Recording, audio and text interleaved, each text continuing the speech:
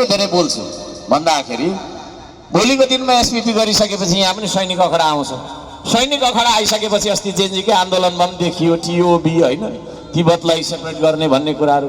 अनि यहाँ टेकेर चीनलाई यदि आक्रमण हुन्छ भने चीनले चाहिँ हान्दैन त? यहाँ एउटा मुस्लिम कन्ट्रीले एउटा अर्को मुस्लिम कन्ट्रीलाई त हानिराखेको छ। किन हानिराखेको छ भन्दा त्यहाँभित्र चाहिँ छ नि त तिनीहरूको बेस भन्ने छ।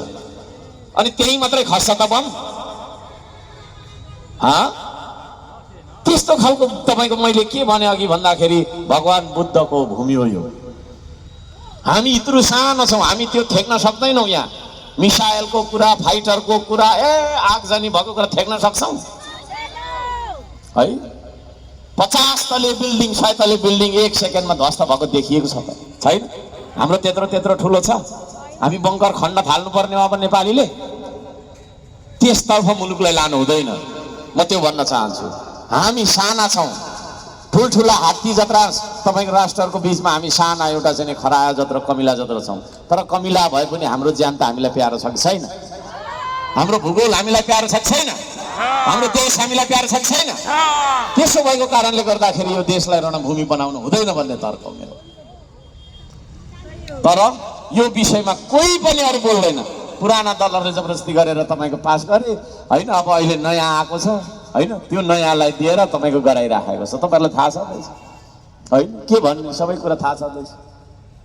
तर अर्क साम्पाङ र अर्क साम्पाङको श्रम संस्कृति सधैँभरि यो चन्द्र सूर्य झन्डाको संरक्षणको लागि उभिन्छ। तपाईँ हाम्रो एकताको लागि उभिन्छ। मैले भन्ने गरेको छु, पृथ्वी रहन्जेलसम्म हाम्रो देश रहनै पर्छ है। हामीलाई कुनै तपाईँको छैन त्यसो भनिरहँदाखेरि विदेशसँग एकदम धेरै शत्रुवत सम्बन्ध राख्छौँ भन्ने होइन। मिल्ने हो है, मिल्ने हो, तर हाम्रो घर कब्जा गर्ने गरी कोहीसँग मिल्ने होइन है।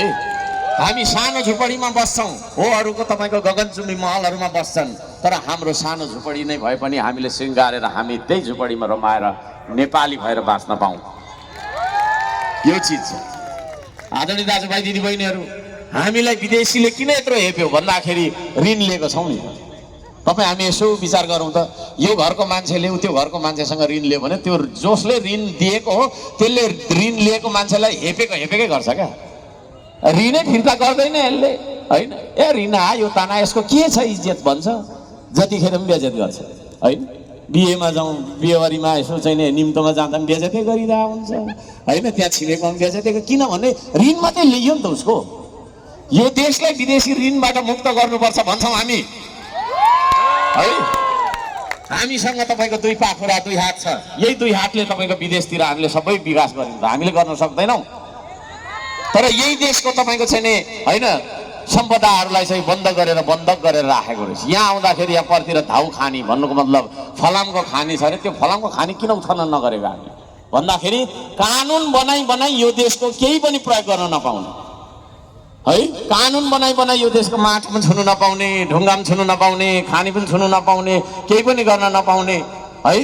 यस्तो बनाएर यो देशलाई आर्थिक रूपमा कमजोर बनाएको कसले हो? गम्भीर समीक्षा गर्नुपर्छ।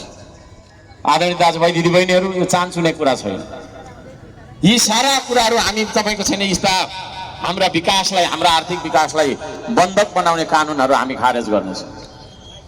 धुइकुटी कागज उद्योग भनेर अहिले भर्खर मलाई त्यता देखाउँदै हुन्थ्यो, यता हो कि यता हो, गाडीमा जाँदा यतै होला। त्यो किन बन्द गर्यो है?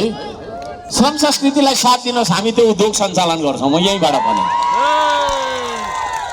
उद्योग जति सबै बन्द गर्ने, बेची खाने है, अनि दल मात्रै खोल्ने। हामी श्रम संस्कृतिले अस्ति अब यो जेएनजीको आन्दोलन पछाडि कोही पनि मान्छे देश सम्हाल्न ननिस्केको देख्दा चाहिँ सबै मान्छेहरू तपाईँको चाहिँ नि मैले त त्यस्तो देखिनँ। अनि हामीले पनि गऱ्यौँ। हाम्रो रोल नम्बर त 204, 203टा दल त हामीभन्दा पहिल्यै दर्ता भइरहेको छ होइन। उद्योगहरू सबै बन्द गर्ने, दल मात्रै खोल्ने देश हो यो। त्यसले गर्दाखेरि म भन्न